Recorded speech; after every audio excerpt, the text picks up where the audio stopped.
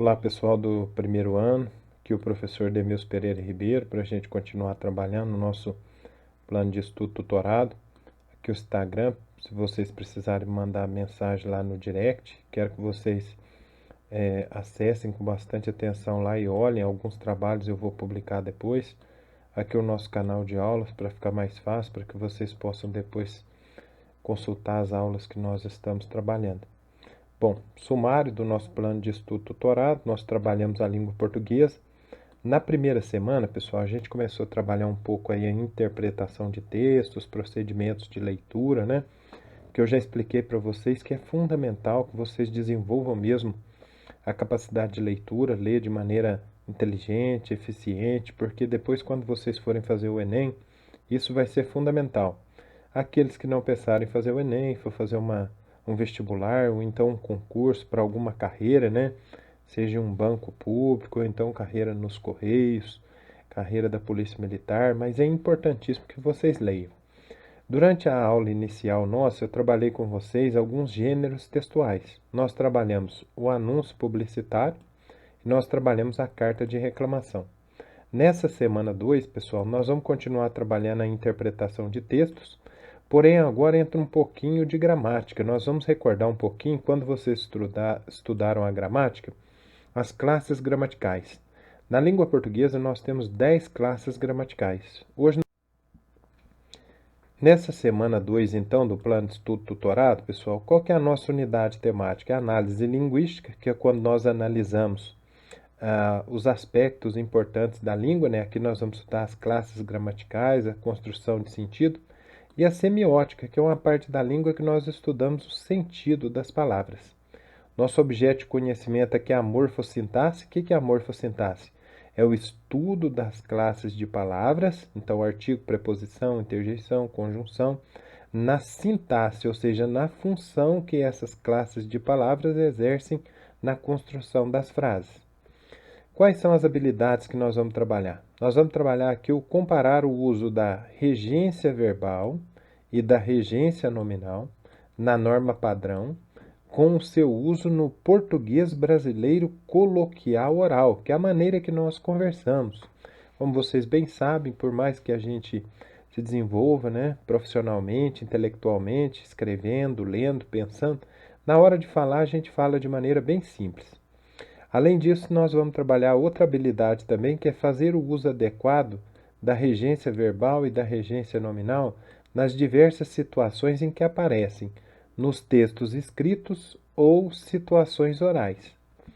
Dos conteúdos relacionados aqui, o que a gente vai trabalhar? A gente vai trabalhar a leitura e a interpretação de textos, a identificação linguística. Na interdisciplinariedade, nós vamos trabalhar aqui o quê?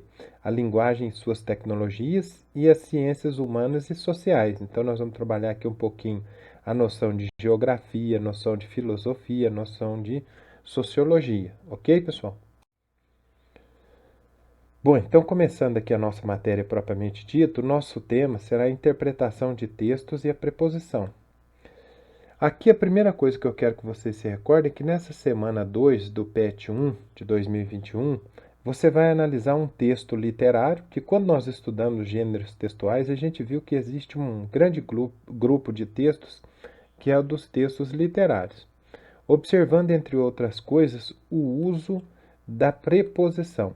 Lembre-se que os conteúdos eles serão abordados aqui, eles podem ser encontrados mais detalhadamente no PET 7 do nono ano, quando você estudar em 2020. Bom, então recapitulando um pouquinho. Primeira coisa é a gente identificar qual que é a palavra-chave nossa aqui. A palavra-chave nossa aqui, gente, é preposição. E aí, se fosse uma perguntinha de prova, o que é preposição? Preposição, a primeira coisa, é uma classe de palavras, que eu falei para vocês que na língua portuguesa nós temos 10 classes de palavras, tá certo? Que tem por objetivo, é muito importante que vocês sempre pensem no objetivo da classe de palavra, porque muitas vezes o Enem, o vestibular, pergunta exatamente isso. Tem o objetivo de estabelecer entre palavras e orações as relações de sentido e dependência.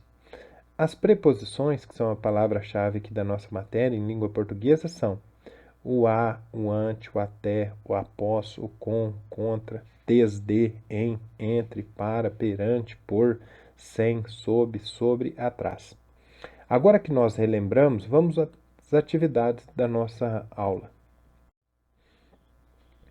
Começando essa atividade, gente, a primeira coisa é que nós vamos treinar o procedimento de leitura. Diz aqui, leia o texto e responda como se pede. Vocês que têm o PET impresso aí, eu sempre peço para vocês que nós podemos usar uma técnica de leitura aqui chamada Color Code, o código de cores. Você usa uma cor para destacar o título, uma cor para destacar a autora. Então aqui, por exemplo, o título é compensação. Então aí eu vou, primeira coisa, pensar na construção do meu vocabulário, né? O que significa a palavra compensação?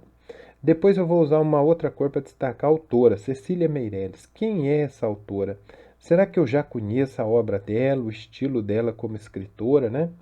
E aí, quando eu vou ler no texto, a primeira coisa que eu preciso identificar é o seguinte, ó. Hoje, eu, primeira pessoa, queria apenas abrir um álbum antigo de fotografias onde não houvesse gente de olhos duros e mãos aduncas, onde umas boas senhoras pousassem no papel com delicadeza, não para sobreviverem eternamente, mas para mandarem seu retrato às amigas com finas letras de sincera afeição.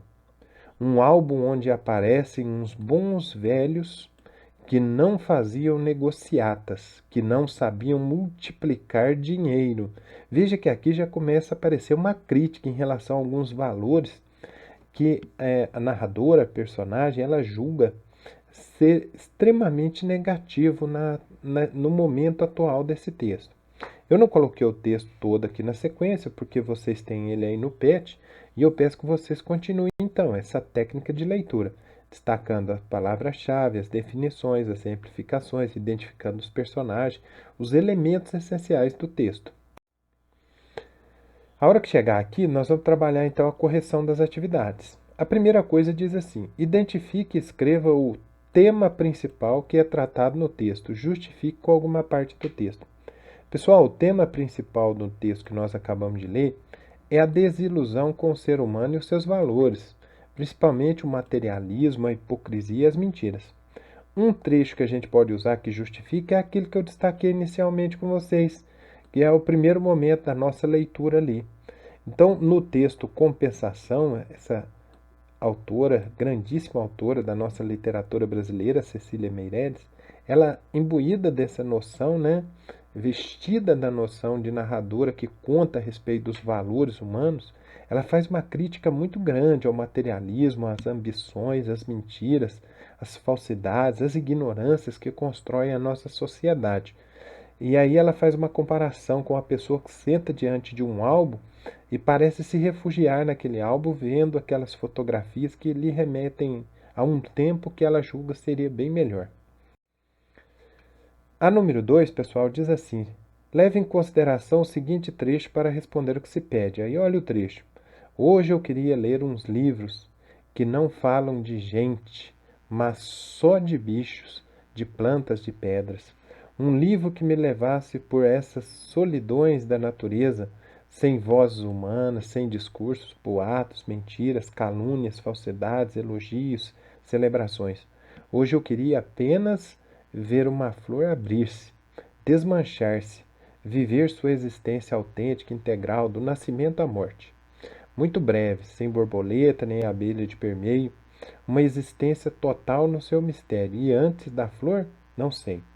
A autora compara duas variantes linguísticas. Quais são? Quando nós falamos aqui em duas variantes linguísticas, né? São variedades linguísticas, formas diferentes da língua.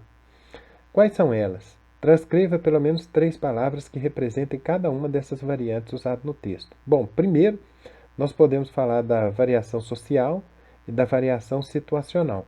No que se refere à variação social, ela diz: ler livros que não falem de gente, mas só de bichos. Aí você tem que ficar de olho aqui na variação, tá certo? Além disso, a variação situacional: sem borboleta nem abelha de permeio. Então muda de acordo com a situação. Aqui pede para grifar todas as preposições que você identificar no trecho. À medida que vocês forem lendo aqui, olha, eu destaco aqui, por exemplo, falem de preposição de, mas só de bichos. Número 3, pessoal, diz assim: observe os textos 1 e 2. Aí tem o texto 1 que diz: hoje eu queria estar entre preposição as nuvens, na velocidade das nuvens, na sua fragilidade, na sua docilidade de ser e deixar de ser. Aí vem o texto 2 e diz: eu queria estar contra as nuvens. Veja a diferença. Estar entre as nuvens é fazer parte, né? É compartilhar da natureza das nuvens, ser como as nuvens. Agora, estar contra as nuvens, ser contrário às nuvens, é negar a natureza das nuvens, não ser como elas. Aí vem a questão e pergunta: os textos 1 e 2 possuem uma estrutura semelhante. A estrutura sintática, sim. As frases estão organizadas de maneiras semelhantes. E as palavras negritadas nelas são preposições. O sentido criado no texto 1 é o mesmo do texto 2, gente? Não é. Os dois textos têm sentidos diferentes, como eu acabei de explicar. E qual seria a diferença de sentido? A mudança da preposição influi muito aqui no sentido, né? Porque estar entre, como eu expliquei ali, é relacionar-se, ter a mesma natureza. Estar contra é contrariar, não ter a mesma natureza. Pessoal, eu tenho pedido para vocês, depois de terminar a aula, sempre que possível, fazer um esqueminha de memorização, né, um mapa mental, da maneira que vocês acharem mais inteligente. Só para treinar a criatividade, essa primeira semana de trabalho com vocês eu fiquei muito satisfeito. Aqui não tem espaço para colocar todos, mas eu coloquei 3 aqui, né?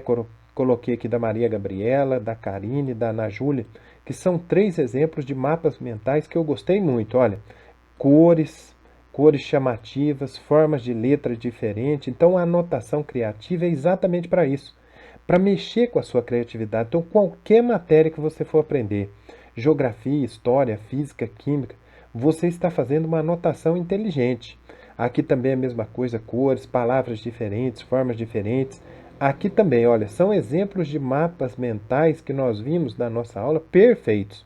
Eu espero que vocês continuem assim e que essa semana vocês façam novamente.